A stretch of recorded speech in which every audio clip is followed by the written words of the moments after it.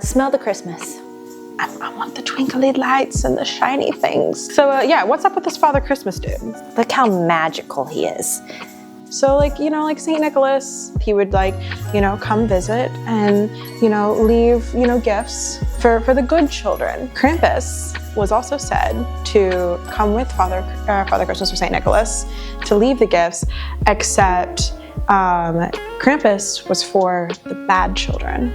I will eat your gingerbread and you can have my shortbread. No, I still want the gingerbread. No. To just I have one of each. No, I want your gingerbread and you can have my shortbread. Hi. Hi. How you doing? Good. Festive. Feeling festive in the holiday spirit? Mm-hmm. How are we already here? I know, right? I feel like we blinked and then it just happened. Right? Like we were just complaining about how hot it is, and now here we are bundled up in our Christmas cozy attire. Fair. So, Stacie, what do we got going on today? Today we're going to talk about Victorian Christmas. Victorian Christmas? What's that? Well, before we jump into that, maybe we should do introductions of who we are first. I mean, they already know who we are, right? Do they? Okay, real quick. I'm Stacie. And I'm Hannah. Okay. Victorian Christmas! Victorian Christmas! So there is a very rich history with the Victorian Christmas traditions. Since you are kind of like our historical nerd, can you tell us a little bit about that? About the Victorian, okay, let's be clear. We're getting excited over Victorian Christmas, but are we getting excited over the same Victorian Christmas? Are we talking about our program, or are we talking about like the Victorian era Christmas? Both. I guess it depends who you're talking to. So like for me, I love both. But I guess for all intents and purposes, here at Willard, our Victorian Christmas. Because I love our Victorian Christmas program. Me too. So Me too. It's a highlight. It is. But do you know how it all got started and came to be? Vaguely. But I would love to learn. My notes. Okay, so we already kind of briefly touched on how the Special Collections Department is not an OG for the library. It Correct. is not 140 years old. The Special Collections Department didn't start until 1976. So we really haven't had many special collections librarians for the department in that time. So does that make special collections like one of the youngest departments then? Like the second youngest department. Because your department's the youngest. Yeah, because Okay. my department grew out of special collections. Okay. All right. Okay. They started to get too big to share Didn't britches. mean to interrupt. Keep going. I'm mathing in my head here. The equations going. So we really haven't had many special collections librarians. And our longest special collections librarian was the ever so lovely Lynn Martin. Oh, I love Lynn. And Lynn, if there is one thing to know about Lynn, is she loves genealogy and she loves Christmas. Facts. So back in like late 2000s, early 2010s, Lynn had this idea to marry history and the Special Collections Department and Christmas all together by sharing this program called Victorian Christmas that we do every year. So the Special Collections Department was already being inspired by its beautiful Victorian architecture, was already decorating the department with Victorian era Christmas decorations. And then there was some groups of local historical reenactors that wanted to share their Victorian Civil War era dress and talk about the actual traditions from that time period. So Talk it's kind about of like bringing it to life, man. Like stepping, like people already say, like when they come here, like they step back in time. Like, oh yeah, that's really cool. I mean, obviously, since they still kind of do that program now, and people do dress up to come in. But it is so cool. Sorry, it is so cool. got excited. You're jumping ahead. Sorry. So they started the program to just decorate up here, like decorate a Christmas tree. And so you had groups of people that came to... Well, and we have the high ceilings for it too, so... Yeah, because you could do a massive tree. Yeah, we do. Especially in this room. Oh, So you have these reenactors that want to educate about the Victorian Christmas traditions, because Victorian Christmas traditions, they're pretty different from today. They are, yes. What would you say is your favorite difference between Victorian Christmas traditions of past and Victorian Christmas traditions of now? Like what I like better, or just in general? Just in general. I think so I find it interesting that Christmas colors, like what we know, like red and green. Yeah. Like, oh my God. No, this was completely by accident. No, by accident. That they actually were pastel colors instead. They didn't do like red and green. Red and green came later, I think in the 16th century, which kind of ties in with Father Christmas, which we'll touch base later on. But I also really love like the decorations that they use, because they didn't have like the decorations that we have today of like baubles and whatnot. So they would use nature, like feathers and oranges and popcorn and so as opposed to what we do today with when we use garland, it's usually tinsel or whatever that's been wrapped around, or ribbon. But they use like popcorn or cranberries or just nature things that they found. Now that counts as planning ahead. And we actually have a video about one of our special collections librarians. She actually goes in detail of the little bit more differences between a modern day Christmas and Victorian Christmas. But decorating strictly for the Victorian era, especially up here, I mean, there was certain rules for, I also love candles on the tree, like real candles on the tree. Now, it's not safe anymore because, catch fire, but they didn't have electricity then. And it's so pretty. So sorry. Okay, so pretty. No, this is why I love that we have like battery-powered fake candles that we can put. My Christmas tree has them. Now. It's so good. Okay, sorry.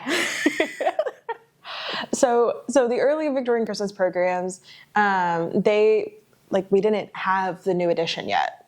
So, I mean, we're starting this program like 2009, 2010. And so we didn't have a new edition to do it in the Browning Gallery. So they did it up here on the Special Collections top floor. Now, if you visit the floor to do research, one of the first things that the staff at the desk are going to tell you is that you can't have food and beverage like out with the tables while you're like working with stuff. So it's kind of like, it's just such a strange thought to me that here these Victorian dressed ladies were like slicing fresh oranges to hang on the tree. And it was a small cranberries and popcorn. Like, I mean, cranberries, like those got juices in them. Right. And they stain, don't they? I think a little bit. So the program continued to grow. More and more families that were making it an annual tradition, bringing their kids, grandparents bringing their grandkids. And then with the opening of the new edition downstairs in the Browning Gallery, the program was able to grow into happening downstairs. So no longer do they decorate a great big tall tree in the Special Collections Department and then open up the doors and push it out into the landing at the top of the stairs and it be there. Now it gets to live in the Browning Gallery and make all of our programs in December very festive. Well, and then there's like, you have a 360 view of this tree to look around, and it's massive and it's huge. Beautiful. And how, even though I don't know how to put this, but it's decorated the same every year, but it looks different every year. And it's so cool. And it's definitely because of how our patrons that come every year, like the different choices they make. Because the program starts out with the reenactors describing the traditions and the different materials and the why behind them and all of that. And then they just open it up for everybody to help decorate the tree. So it's so cool. You end up with, like the dads lifting up their little kids to get super up high. And for those who aren't scared of ladders, they can climb up on the ladder and add to the top too. So it's really cool to see the way our community like decorates and interprets the tree every year, just and I think a little we bit differently. also have that on our YouTube as well, of like decorating a tree in like 30 seconds or something like that. Yeah. Quick. And it's stunning, absolutely stunning. And it just blows me away that every year, again, they're using the same things to decorate the tree, but it looks different every year. And it's just every single year. Oh, I love it. I love it. I love it so much. But Victorian Christmas anymore is really a 2-for-1 program. It really is. Mm-hmm. And that's because before they start the education part of the program, haha, look at me, I'm so library education. But you now have, it's kind of 2 programs in one, because you first have this lovely group of musicians from the Philharmonic that are playing Christmas songs and building that ambiance. Yeah, and there's often like a craft that's happening like for the kids. I want to say like last year was like Victorian Christmas cards or something like that. Well, Maybe yes, not we were last year, making but ornaments. We made that's ornaments what it last was. year. That's what it was. It was like horned ornaments type of thing, like made out of paper, and one of our staff members helped out with that, and she also dressed up as well. That was a lot of fun. It was a lot of fun. But you also have pictures with Father Christmas and Krampus. Yes, agreed, which we will touch base on them a little bit, because that's a fun thing to deep dive into. It is. But for now, this podcast is brought to you by Stacie and I being caffeinated. Stacie, what's your caffeine of choice today? I am actually drinking tea today. Ooh, I know. cozy. It's from Magic Hour, and it's called Airstream, and it's campfire breakfast. It's got kind of like a smoky pine taste to it. It's a black tea, and I do loose leaf tea. I had to learn like the hard way of not ODing too much loose leaf tea in a small cup, because then you're drinking mud, but it's very good. Yeah. I am basic today, and I have, I think it's Cameron's breakfast blend. My coffee with a little bit of my coffee creamer. Smell the Christmas. Ooh. Yeah, that's a lot. That's a agree. lot more Christmassy. You're welcome. I don't have any good like Christmas teas. Like my best teas that I have There's Christmas coffee. are more summer teas. Yeah, I just haven't gotten any Christmas coffee yet. Yeah, fair. The season is still young. This is also true. The season's still young. The season is still young. I mean, and according to some people, like our director, the Christmas season goes all the way to what, January 6th? I have bad news for you. The Christmas season for me goes like all the way till the end of January, because otherwise January is just a void of awful winter weather. So I want my house back. Christmas comes down. If I can do it on December 26th, I will. Otherwise, it's like January 1st. See, as my hot take that I posted a while back said, I definitely do not believe in Christmas starting like the day after Halloween, unlike our director. But I do believe in Christmas going through January, because I want the twinkly lights and the shiny things to help me get through. But the thing that I love about Christmas is waiting for Christmas. Like that's my favorite part, is waiting for Christmas. Oh, true. Because then once I guess it's it's part over, of the then magic. you're like, Yeah. Well, speaking of having uplifting magic and Krampus and Father Christmas. well, what are you reading? Oh, I forgot about that Yeah. one. Well, actually, that's a good segue, because speaking of, magic and the book I'm actually reading, what we're reading, I am reading Skandar and the Unicorn Thief by A.F. Stedman. And it's like Harry Potter with unicorns, except people aren't magic, and the unicorns aren't soft and fluffy and poop rainbows. They're like vicious creatures, and it's very good. It's a children's series. Vicious unicorns for children. Yeah, and Not the normal route that you get. no, and I'm like all about it. Like, I mean, they eat animals, they like meat. And they fly, and it's like some type of like Kentucky Derby-ish. I'm like halfway through the book, so like we're still character building, but like so in. I love unicorns. Just it's my jam. What are you reading? I am reading Crazy Rich Asians. Okay. I'm blanking on the author's name. Insert here.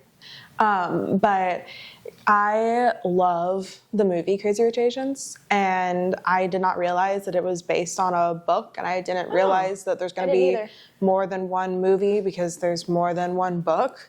And like the movie is so like lovely and extravagant and rich, and so listening to the book is so interesting because there are such subtle differences.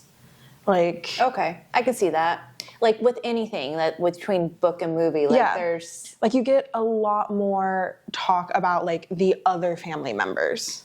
Okay. Like they kind of like, glaze over some of Nick Young's other family members and introducing them. But like in the book, you get a lot more detail about like each of them and like what they're thinking and like where they're at in life. And I think it's most interesting that like Rachel's best friend in the movie, she's like, I'm dating this guy like named Nicholas Young, and everybody like freaks out and they're like, oh my God, like you're dating like the most eligible bachelor and like his family is like the richest of the rich. Spoiler alert, he's Santa. Spoiler alert, he's not Santa. But like in the book, Rachel's like, oh yeah, I'm dating this guy like Nicholas Young, and like her best friend has like no idea who he is. His family's still part of the Crazy Rich Asians. But she has no idea who he is. And it's his best friend, Colin, who in the movie is getting married. In the book, he also is getting married. And it's like, he's like the richest, most eligible. So it's subtle things like that. Okay. Yeah. Okay. All right. Not quite in magic yet, but... But we can jump right into that. We can. So we have Krampus and Father Christmas. Mm-hmm. We do. Which one's your favorite? I really like Father Christmas. Is that sad? Like, no. The child in me, as much as I love Halloween and all things spooky and creepy, I really do love Father Christmas. He's so good. The point in case, look how magical he is. In my world, this is Father Christmas. I mean, pretty close to the Father Christmas that comes and visits us every year. Close, but I can give you a quick history about that. We don't quite have a bird allowed in the library for our Father Christmas. No, but him's rugged and woodsman-like, and I do love me some trees, so maybe that's why it appeals to me so much. So, what's up with this Father Christmas dude? So, for all the parents out there, we're going to be talking about Father Christmas. Brief history. So Father Christmas was actually, let's backtrack. In the 3rd century, there was Saint Nicholas. Mm-hmm. And Saint Nicholas was actually Greek, and he lived in Rome. And he was known for his generosity and kind spirit, which I had an epiphany while I was doing research. And if he was a saint in Rome during that point in time, which means he's probably at the Vatican. And who went and visited the Vatican last year? I did. So basically, you're within like 7 degrees of St. Nicholas? Yes. Anyway, so from that, after St. Nicholas passed, on his death anniversary, people would exchange gifts in honor of him. So it was just kind of like carrying on the charity. So then you flash forward to the 16th century, and that's when we start to see like Father Christmas, which the Victorians would like to, I don't want to say celebrate, but celebrate. And that's when you get to see the bright colors of red and orange. And he was more of associated with goodwill and jolliness. Mm-hmm. And I would like, in layman's terms, he celebrated a good time with partying. So, and what I was getting, like the descriptions of him was more kind of like, what was it? A Christmas Carol. Okay. The Ghost of Christmas Present. Yeah. Very similar to that. Okay. drinking, have a good time, woo! And so Santa evolved from Father Christmas because they needed some type of child-friendly version that isn't like, rock on, let's get party. So instead of party, he was like, here, children, you've been good. Right. And on the night of my feast day. And so Father Christmas was more of there wasn't gift giving, wasn't associated. It was just goodwill, having a good time. And so they needed to do something for the kids. And that's how Santa came to be. And then he just stuck. Exploded from there. Correct. Correct. So we did the warm and fuzzies. Let's go deep down. Deep down to down below with Krampus. Gotta make sure I have my notes. He's freaky looking. We're gonna not and share that with everyone because that is definitely one of the freakier versions of Krampus on Encyclopedia Britannica. But Krampus is like the other half to like Saint Nicholas and Father Christmas. Okay. So like the yin and yang type of thing? Yeah. Okay. So like, like Saint Nicholas one with like his feast day, which on the evening of December 5th, he would like, come visit and, leave, gifts for the good children. Krampus was also said to come with Father Christmas or Saint Nicholas to leave the gifts, except Krampus was for the bad children. Okay. So you would either like get a gift, or you would wake up nursing your injuries from the beating you would receive. Beating? Beating. With what? Branches and sticks. I've seen like depictions of Krampus like almost like a devil-like. Yeah. Shoving kids into a pillowcase. Is there any merit to that? Yeah. Because he would take them and then he would eat them or take them into the fiery pits of hell. Oh, that's fun. Krampus is very cheery, as you can tell. Oh, yeah. Yeah. So why would he bring them back? Was it like to like give them another chance to be good? I don't know that. I don't. So it's just the overwhelming, fear. I think it was the overlaying fear. Be good or else. Yeah, be good or else you're going to disappear forever with Krampus.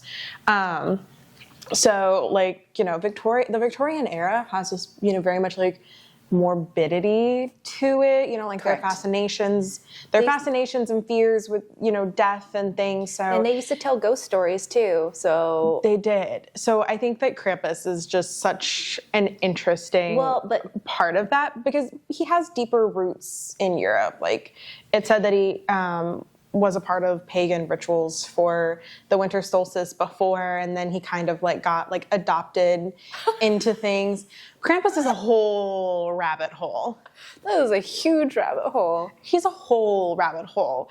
But I mean, like, he still exists today. It's not like he's just some like part of the like Victorian Christmas traditions. Like if you look in different parts of Europe, you do still have these like festivals, like Krampusnacht, like Krampus night. And so I know with our Victorian Christmas, we do have Krampus, and doesn't he hand out coal? He does hand out coal. So it's a blending of many traditions. So that also makes sense, like why, like again, flashing with Santa, where you'll get a lump of coal if you're bad. Mm-hmm. So there's still like an underlying like Victorian tradition in there with that. Oh, that's cool. That's really cool.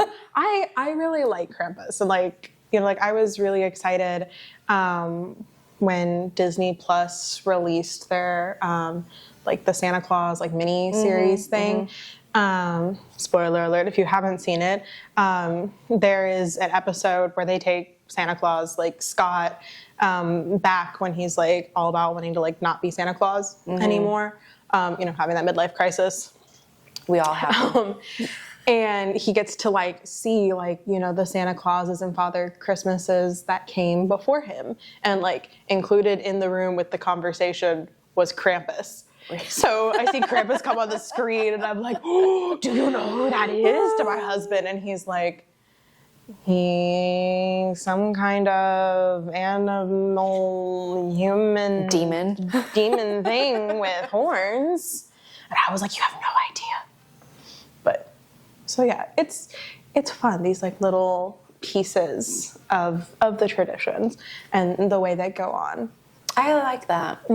I like that. And then probably my favorite part of the whole program out of all of it, after you get your pictures with Father Christmas and Krampus and after you decorate the tree, the best part of Christmas, the cookies. Oh, especially the Victorian gingerbread that we get, which it's Be Sweet Treats in Newburgh that does them. And it's phenomenal. That is hands down the best gingerbread cookies I've ever had. Because they're not dry like you think of like gingerbread and like houses and gingerbread men. If we have leftovers, like I take a stack home, and then I get so excited that like I choke on the powdered sugar as I keep inhaling it. It's death by gingerbread, but oh, it's so good. But they've implemented something new though in the past couple years. They've added lavender shortbread. That's right. Which is also a Victorian Christmas cookie. So like now, you know, we leave, you know, like chocolate chip cookies for Santa and, you know, like snickerdoodles. And like that wasn't cookies that they were making in the Victorian era. So yeah, our special collections librarian, when Victorian Christmas was coming back after the pandemic prohibited us from being able to, you know, have 100 people in a room together, she like called like every bakery in town and she was like, would you be willing to make Victorian era recipes? I have the recipe, yeah. And they were like, well, Christmas is really busy for cookies. And Be Sweet Treats was like, challenge accepted. And they do it so well. It's so good. Oh, it's so good. I am not a fan of the lavender shortbread, and that's just because it tastes like potpourri to me, but I am the only person I know that doesn't like them. Everyone else raves about them. They're the first things gone because people think they're phenomenal. You know what? More for you. Shortbread, love it. I will eat your gingerbread, and you can have my shortbread. No. I still want the gingerbread. No. I have one of each. No, I want your gingerbread, and you can have my shortbread. Okay, I guess that's how we'll do it this year. Well, my favorite thing is I really love, like, again, the sounds of hearing the band or the orchestra and the ambiance that it gives. And then you hear, like, Father Christmas, like, walking down the hall and, like, the bells. Like, my inner child is so excited about that. I love it. Yeah, it is pretty special to have the band set up and the children doing the crafts and then hear the bells of Father Christmas coming down the hallway. I mean, kind of like sleigh bells, like, yeah. Like, again, I love that.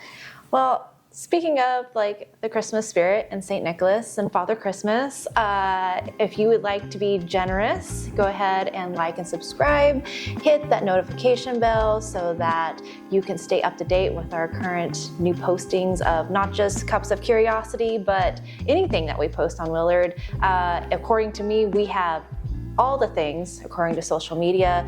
Hannah, could you give more details about that? You can give us a like on Facebook, on Instagram. You can follow us on Threads and on LinkedIn and TikTok and YouTube so that you never have to miss out by following all the things, and then you can stay on top of all the things and content we put out, more than just Brewing Cups of Curiosity.